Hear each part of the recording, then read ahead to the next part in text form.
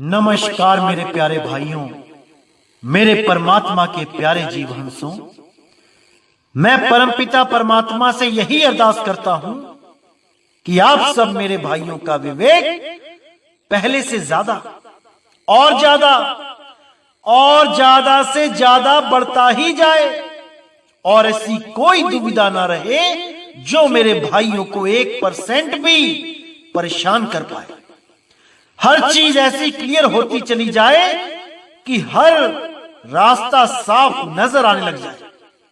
सत्य असत्य की ऐसी पहचान हो जाए कि मेरे भाइयों को 1% भी कोई भ्रमित ना कर पाए, क्योंकि बहुत से आएंगे आप लोगों को भ्रमित करने के लिए। बहुत से आएंगे हमारे सत्संग सुन सुन के नकल करने वाले भी बहुत से आएंगे, क्योंकि अब सबके सामने ये मूल ज्ञान खुल चुका है। अब सबके सब यही बात करेंगे आप लोगों को आकर्षित करने के लिए। वो भी बोलेंगे कि हम भी यही ज्ञान देते हैं, भले वो 5 नाम 3 नाम 2 नाम 7 नाम देते हो, भले वो नाक पे ध्यान लगवाते हो, त्रिकुटी में ध्यान लगवाते हो, सांसों में जाप करवाते हो, अनहद नाद सुनवाते हो, लेकिन सत्संग अब वो भी निअक्षर का करेंगे, निज नाम का करेंगे। अकह नाम अडोल नाम बोलते नहीं थकेंगे, क्योंकि उनको पता चल चुका है कि मूल ज्ञान खुल चुका है।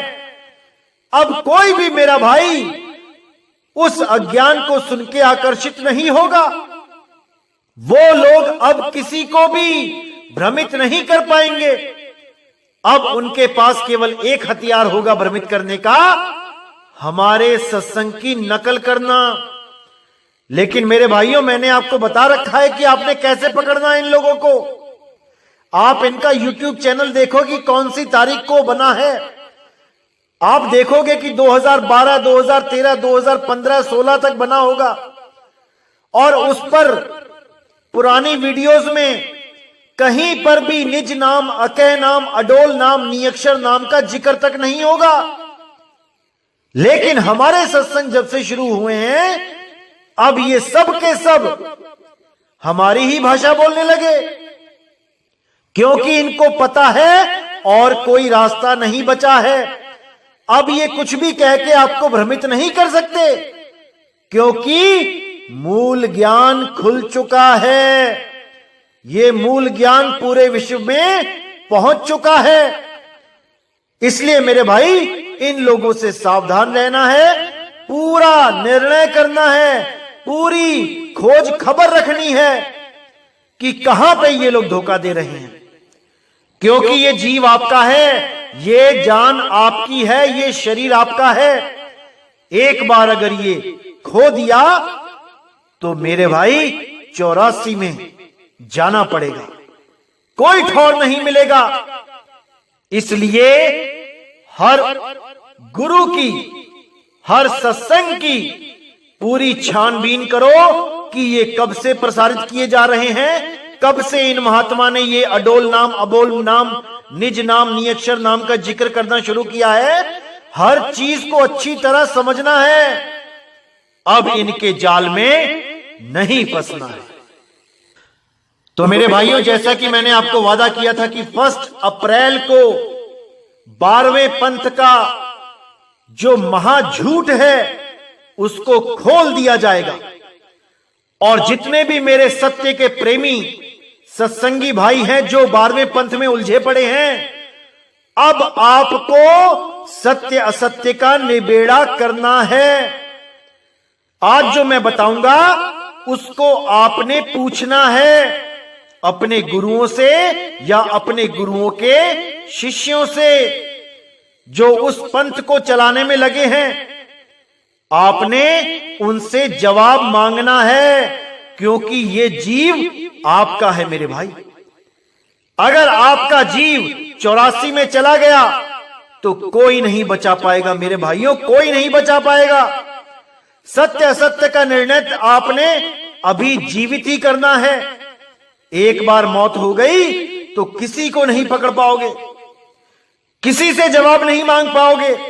ये जवाब आपने जीते जी मांगना है, अभी मांगना है, अभी। तो मेरे भाइयों, आज का सत्संग गरीबदास जी की वाणी पे हमने करना है। बहुत अनमोल वाणी है, बहुत ज्यादा अनमोल वाणी है। पूरी वाणी आपको समझ में आएगी, लेकिन इस वाणी को मैं आज पूरा नहीं खोलूंगा। केवल मुद्दे की बात करेंगे जहां पर आपके साथ धोखा किया गया है। आज केवल उसी पॉइंट को खोलेंगे और आने वाले सत्संगों में इस वाणी को पूरा खोल दिया जाएगा। बिल्कुल चिंता ना करें। साहिब बंदगी सतनाम। तो क्या कहती है वाणी? मन तू चल रे सुख के सागर, जहां शब्द सिंध रत्नागर। कोटि जन्म जुग भर मत हो गए, कुछ नहीं हाथ लग्या रे। कुकर शूकर खर भया बौरे, कौआ हंस बुगारे। कोटि जन्म जुग राजा कीना, मिटी न मन की आशा। भिक्षक होकर दर दर हांड्या, मिल्या न निर्गुण रासा। इंद्र कुबेर ईश की पदवी, ब्रह्मा वरुण धर्म राया। विष्णु नाथ के पुर को पहुंचा, बहुरी अपूठा आया। तो वाणी में गरीबदास जी ने बहुत अच्छी तरह समझाया कि मन तू चल रे सुख के सागर, जहां शब्द सिंध रत्नागर। कि रे मन, तू सुख के सागर की तरफ जा। ये झूठी दुनिया के झूठे सुखों के चक्कर में मत पड़। वहां जा जहां शब्द सिंध रत्नागर, यानी शब्द रूपी समंदर तेरा इंतजार कर रहा है। रत्नागर, रत्नों का सागर। ये झूठे रत्नों के चक्कर में मत पड़, उस शब्द रूपी रत्नागर की शरण ले ले। तो कहते हैं करोड़ों जन्म भरमते हो गए, कुछ हाथ नहीं लगा तुम्हारे। जैसे खाली हाथ आते हो वैसे ही चले जाते हो। कुत्ता सुअर शेर हाथी घोड़े पता नहीं क्या क्या बनते आते हो, और ऐसे ही जन्म बर्बाद करके चले जाते हो। कुछ हाथ नहीं लगता। कभी बड़े बड़े राजा बन के आते हो, इंद्र कुबेर बन के आते हो, ब्रह्मा विष्णु महेश बन के आते हो, और कभी भिखारी बन के दर दर के ठोकरे खाते हो। कुछ नहीं मिलता। इसलिए भाई विचार कर लो कि क्या करना है, क्या पाने के लिए तुम आए हो, क्या कमाने के लिए आए हो। आज बड़े बड़े देश, अमीर से भी अमीर देश, अमीर से भी अमीर लोग, क्या हाथ लग रहा है? बीमारी के कारण मर रहे हैं, कुछ नहीं कर पा रहे हैं, कुछ भी नहीं। तो इसी का हवाला देते हुए गरीबदास जी ये वाणी लिखते हैं कि बड़े बड़े आए इस दुनिया में और सच्चे नाम के बिना खाली हाथ चले गए। तो भाई अब तुम वो गलती मत करना जो बड़े बड़े देवी देवताओं ने करी, बड़े बड़े ऋषि मुनियों ने करी, बड़े बड़े पीर पैगंबरों ने करी। वो गलती अब तुम मत करना। तो यहां पे समझाते हुए कह रहे हैं कि तुम जो भक्ति करते हो, ऐसा नहीं है कि वो भक्ति से कोई लाभ नहीं होता। इस दुनिया में जो भी आदमी भक्ति कर रहा है वो किसी ना किसी लोक को पहुंच ही जाता है। जैसे यहां साफ बोला, इंद्र कुबेर ईश की पदवी, ब्रह्मा वरुण धर्म राया। विष्णुनाथ के पुर को पहुंचा, बहुर अपूठा आया। यानी तुम जो भक्तियां कर रहे हो उससे क्या होगा? तुम्हें बड़ी बड़ी पदवियां मिल जाएंगी। इंद्र बन जाओगे, कुबेर बन जाओगे, ईश बन जाओगे, ब्रह्मा विष्णु महेश तक बन जाओगे। लेकिन साफ बोल दिया कि विष्णुनाथ के पुर को पहुंचा, यानी कि विष्णु भगवान जी के लोक में भी पहुंच जाओगे, तब भी बहुरी अपूठा आया। अपूठा यानी वापस, कि बार बार घूम के आना पड़ेगा। तो आगे गरीबदास जी महाराज कहते हैं, असंख्य जन्म जुग मरते हो गए, जीवत क्यों न मरे रे। द्वादश मध्य महल मठ बावरे, बहुर न देह धरे रे। अब यहां पे बिल्कुल क्लियर कर दिया कि असंख्य जन्म युग मरते हो गए, असंख्य युगों से तुम जन्मते और मरते ही जा रहे हो। ये जन्म मरण का चक्कर अभी तक खत्म नहीं हुआ। आज भी तुम यहां बैठे हो इस लोक में। इसका मतलब कि तुमने पुराने जन्मों में जितनी भी भक्तियां करी हैं, जितने भी नाम जपे हैं, जितने भी ध्यान धरे हैं, वो सब मिथ्या थे। तभी तो यहां आज आप बैठे हुए हो। अगर युगों युगों से जो आपने नाम जपते आ रहे हो उससे मुक्ति हो गई होती तो यहां नहीं बैठे होते मेरे भाई। और ऐसा कोई युग नहीं था जब आपने भगवान के परमात्मा के नाम नहीं जपे। युगों युगों से जपते आ रहे हो, सबने ही जपे हैं। इसका मतलब वो जितना भी जपा था वो मिथ्या था, वो सच्चे नहीं था। इसीलिए वापस यहां बैठे हो ना आज। तो अब वो गलती नहीं करनी है जो युगों युगों से ऋषि मुनि भी करते आए हैं, पीर पैगंबर भी करते आए हैं। वो गलती अब सुधारनी है। समय आ गया है उस गलती को सुधारने का। तो क्या गलती की थी हमने? हमने उन युगों में खूब नाम जपे। कौन से नाम जपे? जो इंसानों ने ही बनाए थे, जो ऋषियों मुनियों ने बनाए थे, जो वेदों पुराणों के द्वारा हमें प्राप्त हुए थे। हमने वो नाम जपे और उन नामों को जप जप के अपना जीवन बर्बाद कर लिया। क्योंकि हमने जीते जी मरना नहीं सीखा कि जीते जी कैसे मरा जाता है। हम सब के सब केवल नाम जपने और योग करने में लग गए। किसी ने अष्टांग योग सिद्ध कर लिया, किसी ने हठ योग सिद्ध कर लिया, किसी ने राज योग सिद्ध कर लिया, किसी ने प्राण योग सिद्ध कर लिया। सब योग में उलझ गए, जाप ताप में उलझ गए। लेकिन किसी ने भी जीवित मरने की कला नहीं सीखी। इसीलिए गरीबदास जी ने यहां कहा कि असंख्य जन्म युग मरते हो गए, जीवित क्यों ना मरे रे। तू जीवित क्यों नहीं मरना सीख लेता? अगर तूने जीवित ही मरने की कला सीख ली फिर तेरा ये जन्म मरण सदा के लिए खत्म हो जाएगा।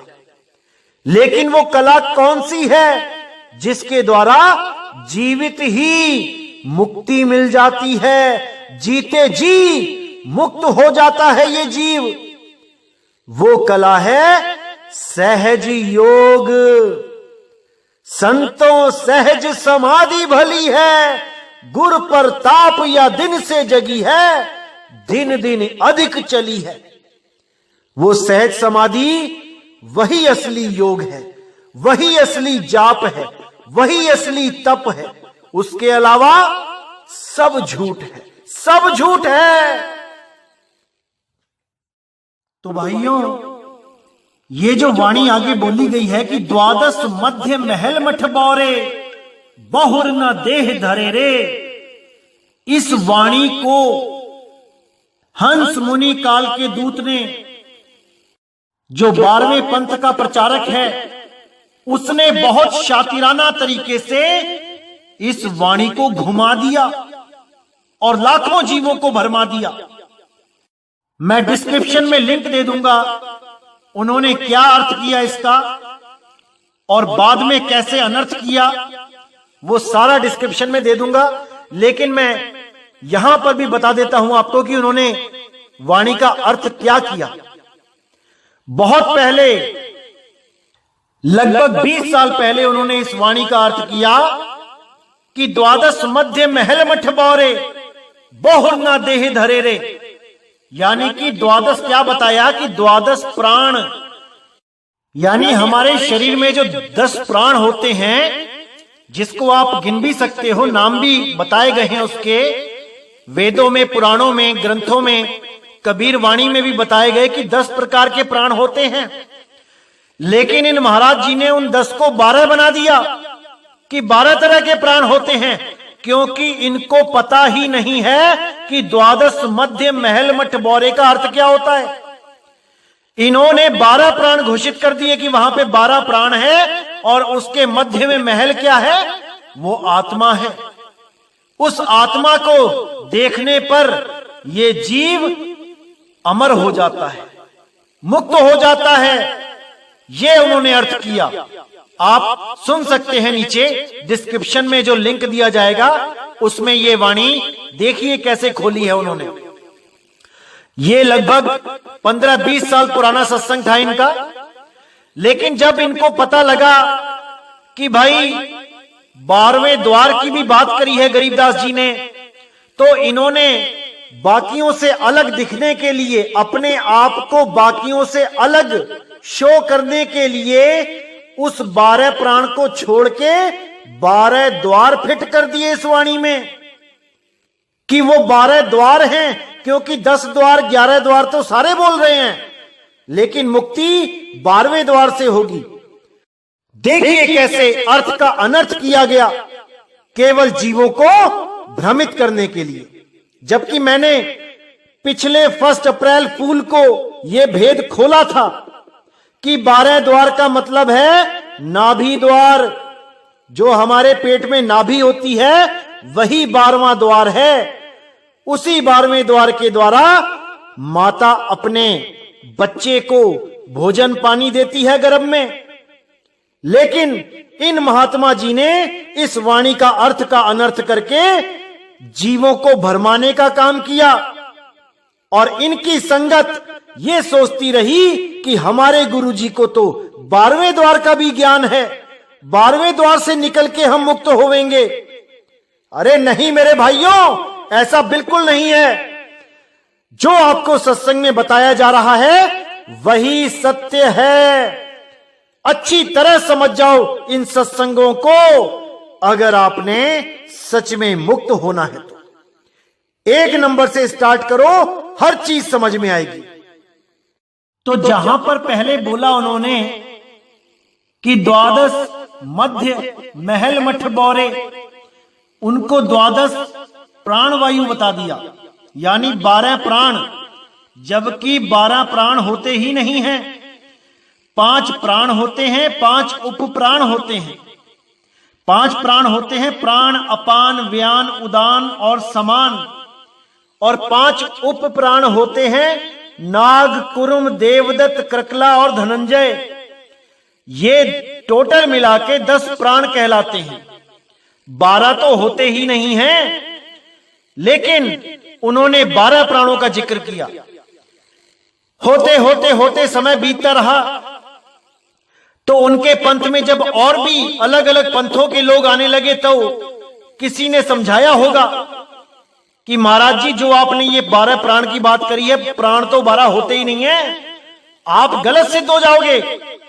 तब उन्होंने बड़ी चालाकी के साथ 12 प्राणों की जगह 12 द्वार फिट कर दिए कि 12 द्वार होते हैं। गरीबदास जी कहते हैं 12 द्वार का महल है। ऐसे चालाकी करते हैं ये काल के दूत, लेकिन इनको नहीं पता कि परमात्मा ने भी अपने अंश भेजे होते हैं, जो एक एक चालाकी को पकड़ के सबके सामने खोल के रख देते हैं।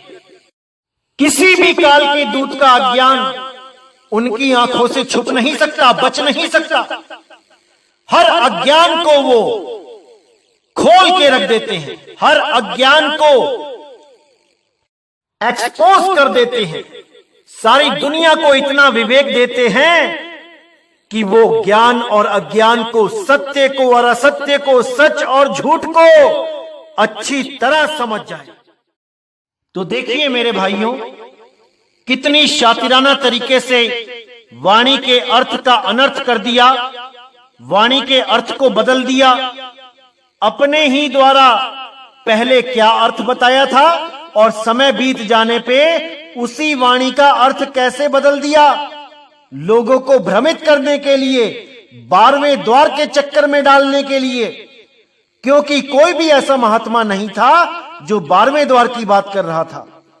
सब के सब या तो 10वें द्वार की बात कर रहे थे या कोई 11वें द्वार की बात कर रहा था। तो सबसे अलग ज्ञान दिखाने के लिए कि मेरे पास सबसे आगे का ज्ञान है, इन्होंने 12 द्वार बना डाले जो पहले 12 प्राण बताए थे। ऐसे भ्रमित करते हैं ये काल के दूत। लेकिन मेरे भाइयों, आपने भ्रमित नहीं होना है, हर चीज को अच्छी तरह समझना है। अब समय आ गया है कि परमपिता परमात्मा का मूल ज्ञान जन जन तक पहुंचे, बच्चा बच्चा इसको समझे, तभी मोक्ष होगा, तभी मुक्ति होगी मेरे भाई। नहीं तो यही जन्म मरण के चक्कर में उलझे रह जाओगे और इन अधूरे गुरुओं के चक्कर में उलझे रह जाओगे। जब तक पूर्ण सतगुरु की खोज पूरी ना हो जाए तब तक कोई भी मुक्ति को प्राप्त नहीं कर सकता। और उस पूर्ण गुरु को खोजने से पहले पूर्ण ज्ञान को समझना पड़ता है कि असल में सत्य ज्ञान है क्या।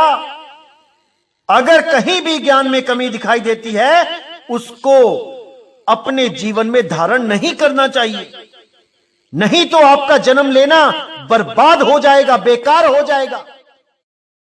जो वाणी के अर्थ को अनर्थ किया है उसको सुनने के लिए आप डिस्क्रिप्शन बॉक्स में जो लिंक दिया है उस पर क्लिक करके सुन सकते हैं और सत्य और असत्य का निर्णय स्वयं कर सकते हैं। किसी से पूछने की जरूरत नहीं पड़ेगी। देखिए कैसे वाणियों के अर्थ को घुमाया जाता है लोगों को गुमराह करने के लिए। ये जो मैंने 12 द्वार का 12 प्राण का भेद खोला है, ये तो कुछ भी नहीं है, ये तो कुछ भी नहीं है।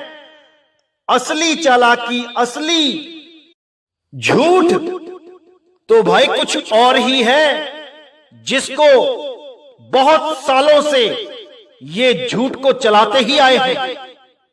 और वो झूठ है 1997 में 12वें पंथ के हंस मुनि कालदूत को परमात्मा के दर्शन होना, यानी परमात्मा का 1997 में आकर इनको सार शब्द का भेद बताना, यही सबसे बड़ा झूठ है। इसी झूठ की बुनियाद पे इन्होंने पूरे गरीबदास पंथ से अपने आप को अलग घोषित कर दिया, क्योंकि जिस गुरु की शरण में ये थे वो तो प्योर गरीबदास पंथी थे, जो मरते दम तक, अंत समय तक गरीबदास पंथ में ही जुड़े रहे। और गरीबदास जी के पंथ से मिली जो साधना थी वही देते रहे, उन्होंने कभी कोई साधना नहीं बदली। लेकिन हंस मुनि ने क्या किया, अलग साधना देना शुरू कर दिया। और वो अलग साधना देने का आधार क्या बताया कि मुझे 1997 में परमात्मा मिले। अब आपको इसकी असलियत बताई जाएगी कि जो तारीख उन्होंने बताई कि मुझे इस तारीख इतने बजे परमात्मा मिले, क्या वो सच है या झूठ, आज उसका भेद खोल दिया जाएगा। तो जब हम इनकी एक पुस्तक देखते हैं आध्यात्मिक ज्ञान गंगा, उसमें 538 पेज नंबर पे जब हम आखिरी पैराग्राफ पढ़ते हैं तो उस पे साफ लिखा होता है कि मुझ दास को परमेश्वर कबीर साहिब जी संवत 2054 फाल्गुन मास शुक्ल पक्ष एकम मार्च 1997 को दिन के 10 बजे मिले तथा सार शब्द की वास्तविकता तथा संगत को दान करने का सही समय का संकेत देकर अंतर ध्यान हो गए तथा इसको अगले आदेश तक रहस्य युक्त रखने का आदेश दिया। तो अब हम विचार करेंगे मेरे भाइयों कि जो इन्होंने बताया कि संवत 2054 फाल्गुन मास शुक्ल पक्ष एकम, ये तारीख जो है जो इन्होंने बताई, ये 2054 संवत में आती भी है कि नहीं, इस पे विचार करते हैं। तो सबसे पहले हम देखते हैं जो इन्होंने बताया कि संवत 2054 में जो महीना फाल्गुन बताया है, वो हम देखते हैं कि वो फाल्गुन का महीना संवत 2054 में आता है भी कि नहीं, कहीं वो 2053 में तो नहीं आता। आइए चेक करते हैं। तो सबसे पहले आपकी जानकारी के लिए बता दूं मैं कि जो हमारा नया संवत आता है, जैसे हमारे इंग्लिश कैलेंडर में जो होता है नया साल, वो 1 जनवरी को शुरू होता है, और जो हिंदी कैलेंडर में होता है वो चैत्र शुक्ल एकम से शुरू होता है। तो यहां आप देख सकते हो 7 अप्रैल 1997 में जो दिन की अमावस्या कृष्ण पक्ष फाल्गुन, यहां तक संवत 2053 ही चल रहा था, और हिंदी कैलेंडर के हिसाब से जो संवत आता है वो 8 अप्रैल 1997 को आता है, प्रथमा शुक्ल पक्ष चैत्र संवत 2054। तो यहां पे विचार करना है मेरे भाइयों कि हंस मुनि जी महाराज कहते हैं कि उनको कबीर साहब फाल्गुन में मिले संवत 2054 में, और साल बताते हैं 1997। लेकिन सोचने वाली बात है कि 1997 में जो फाल्गुन का महीना पड़ेगा वो संवत 2053 में पड़ेगा, ना कि 2054 में।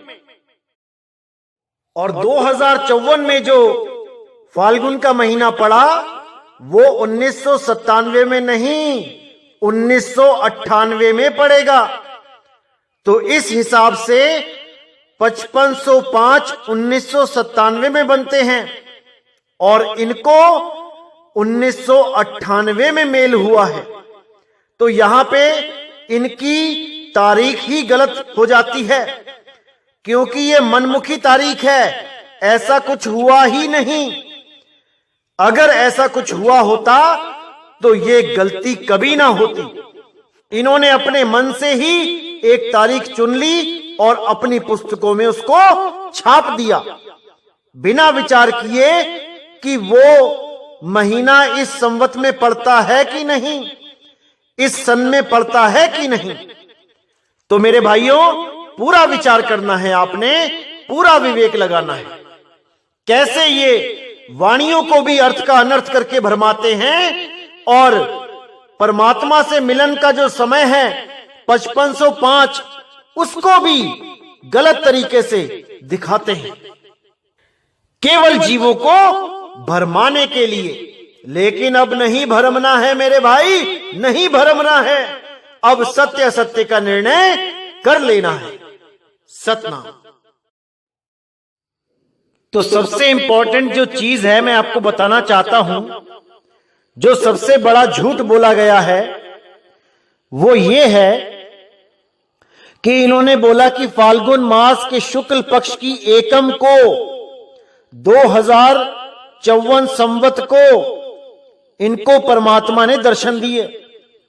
सबसे बड़ा झूठ ही यही है, क्योंकि इन्होंने 1997 घोषित किया, क्योंकि 5505 1997 को ही पूरे होते हैं, इसलिए इन्होंने 1997 को बोल दिया कि फाल्गुन मास शुक्ल पक्ष की एकम को मुझे कबीर साहब मिले 2054 में, संवत 2054 में, जबकि ये बिल्कुल झूठ है, क्योंकि फाल्गुन मास 2054 में एकम आती ही नहीं है, वो द्वितीया से शुरू होता है महीना। आप अच्छी तरह चेक करिए, ये तारीख ही झूठी बताई गई है, ये समय ही झूठा है, क्योंकि इन्होंने अपने अंदाजे से ही सेट कर दिया। अगर इनको सच में परमात्मा मिले होते तो कभी ये भूल नहीं करते। जैसे मान के चलो आपको 1 अप्रैल को परमात्मा मिले होते और 2020 में, तो आप कभी सपने में भी नहीं भूलते। क्योंकि आपने देखा होगा कई लोग नामदान लेते हैं, उस नामदान की तारीख तक को नहीं भूलते, सालों साल तक याद रहता है कि मैंने किस सन में नाम लिया, किस तारीख को नाम लिया, कितने बजे नाम लिया। टाइम भले ना याद रहे, लेकिन तारीख और दिन हमेशा याद रहता है, साल हमेशा याद रहता है। तो इनसे इतनी बड़ी गलती कैसे हो गई? क्योंकि ये केवल एक तुक्का था। ना तो कभी परमात्मा मिले और ना ही इन्होंने उस तारीख को याद रखा। ये केवल एक तुक्का लगाया था जो परमात्मा ने गलत साबित कर दिया। वो तुक्का ही गलत साबित हो गया, क्योंकि फाल्गुन के महीने में एकम आती ही नहीं है। अगर ये परमात्मा के हंस हैं, परमात्मा के दूत हैं, तो इनसे इतनी बड़ी गलती होनी ही नहीं थी। लेकिन ये गलती हुई है, इसीलिए इसमें बहुत बड़ा राज है। परमात्मा के द्वारा इनको गलत सिद्ध करना था 2020 में, वो कार्य आज पूर्ण हो गया है। अब आपने देखना है कि सत्य का साथ देना है कि झूठों के साथ मिले रहना है। अब ये आपका फर्ज बनता है कि आप इसकी पूरी जांच पड़ताल करें। तो मेरे भाइयों, पूरा विवेक जगाना है, पूरा विचार करना है, तब अपनी आत्मा को किसी के सपुर्द करना है। वरना ये जीव आत्मा कहां कहां धक्के खाएगी, आप सोच भी नहीं सकते। ये मनुष्य चोला बर्बाद हो जाएगा, 184 में जाना पड़ेगा। तो मेरे भाई, पूरा विवेक जगा के रखना है, पूरा विचार करना है। तो आज का सत्संग मैं यहीं समाप्त करता हूं, और मैं फिर कहना चाहूंगा कि हमारा लक्ष्य केवल सत्य को उजागर करना है। हमारा किसी के साथ कोई राग द्वेष नहीं है। हम चाहते हैं कि हर जीव आगे से आगे बढ़ता जाए, उस परमात्मा तक पहुंचने के लिए आगे से आगे अपनी मंजिल पे बढ़ता जाए। और मैं तहे दिल से चाहूंगा कि 12वें पंथ के जितने भी शिष्य हैं, जितने भी हंस हैं, मैं चाहूंगा कि सत्य सत्य का निबेड़ा करें, बिल्कुल पक्षपात ना करें, चाहे वो कोई भी हो, चाहे स्वयं 12वें पंथ के प्रवर्तक क्यों ना हो, प्रचारक क्यों ना हो। अगर वो भी चाहते हैं कि आगे बढ़कर इस मोक्ष मार्ग को अपनाया जाए, मुक्ति मार्ग को अपनाया जाए, तो जरूर उनको भी नामदान बख्शा जाएगा। किसी के साथ बैर नहीं है, हम सब परमात्मा के बच्चे हैं, हम सब परमात्मा के जीव हैं। सत्य को ढूंढते हुए हम आज यहां तक पहुंचे हैं, और परमात्मा की दया से हमें सत्य जरूर मिलेगा। तो मैं फिर अरदास करूंगा कि जो गलतियां हुई, अब गलतियां नहीं करनी है। अगर कोई जानबूझ के सांची को तजता है, तो मेरे भाई, उसका साथ कभी सपने में भी ना करना। इसलिए मेरे भाइयों, हमारा एक ही लक्ष्य है, परमात्मा को पाना, मुक्ति को पाना। उसके लिए हमें विवेक जगाना पड़ेगा। बिना विवेकी हुए हम परमात्मा को नहीं पा सकते। बिना विवेक जगाए हम सत्य सत्य का निर्णय नहीं कर सकते। इसलिए हमें विवेक जगाना ही पड़ेगा और एक कदम आगे बढ़ाना ही पड़ेगा। तो मैं फिर कहता हूं कि हमारा किसी के साथ राग द्वेष नहीं है भाई। आप कोई भी हो, जब भी आपको लगे कि आपको आगे बढ़ना है, उस पंथ से आपकी मुक्ति नहीं हो पाएगी, आप आगे बढ़ो, हम हमेशा आपके साथ हैं। चाहे वो स्वयं हंस मुनि काल का दूत ही क्यों ना हो, अगर वो भी आगे बढ़ना चाहेंगे तो हम उनको भी रास्ता बताएंगे। तो इसी के साथ मैं सत्संग यही समाप्त करता हूं। जय गुरु बंदी छोड़ वैराग साहिब, जय गुरु बंदी छोड़ साधु शरण साहिब, जय गुरु बंदी छोड़ बाबा नानक साहिब, बाबा अंगद देव साहिब, बाबा रविदास जी महाराज, बाबा धर्मदास साहिब, मेरे सभी संत। जय जय सतगुरु बंदी छोड़ सतगुरु सत्य कबीर साहिब की सदा ही जय हो, सदा ही जय हो मेरे मालिक की साहिब बंदगी सतनाम। तो सबसे इंपॉर्टेंट जो